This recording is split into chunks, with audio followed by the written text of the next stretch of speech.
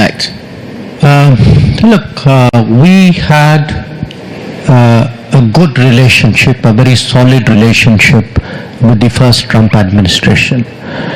Yes, there were some issues, mostly trade-related issues, but there were a whole lot of issues on which actually President Trump was very international, he was very forward-leaning, and I remind people that it was actually under Trump that the Quad was restarted. So if you look at the Indo-Pacific today, I mean certainly President Biden built on it, but if you look at the Indo-Pacific today, in fact it's an area where the United States made new commitments, as indeed did all of us. So I would say from our perspective, quite honestly, I mean, there's a certain personal relationship between Prime Minister Modi and President Trump. I would say in terms of politics, we don't really have divisive issues in terms of our political outlook. As two countries, by and large, I think our convergences way outstrip any differences we have. Where the BRICS remark was concerned, I think, I'm not exactly sure what was the trigger for it, but we've always said that, look, India has never been for de-dollarization. Right now, there is no proposal to have a BRICS currency. So I'm not quite sure what is the basis for. He said if you stop pegging it to the dollar, but there wasn't a threat to do that, was it? Well,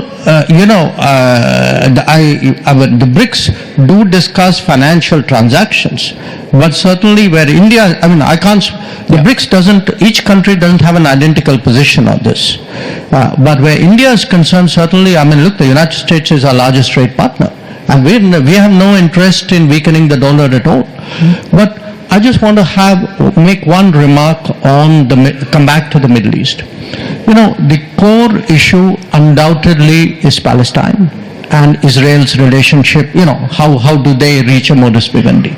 There's a larger issue side by side, which is the widening of this conflict, which is also a major concern. And, today we have, I don't want to say we normalized it, but the fact is 2 years ago, the prospect of Israel and Iran actually firing at each other would have been appalling. It's something which we couldn't have even contemplated. And yet it's happened. If you look at what's happening in the Red Sea and the impact for shipping in Asia, it's huge.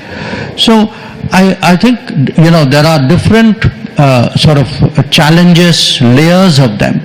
But just like the journalists who sat on these chairs before us told us, look, it's a tough world, very difficult, but we journalists have to do our job. I think similarly, diplomats of the world have to tell themselves, it's a messy world, it's terrible, there are conflicts, but therefore there's all the more reason for diplomats of the world to step forward.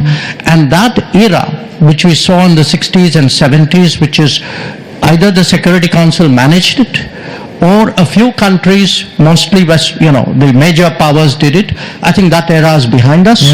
I think all of us in different ways need to step forward. So, for example, what Qatar is doing, there are so many conflicts. I mean, we are trying to do something in Ukraine.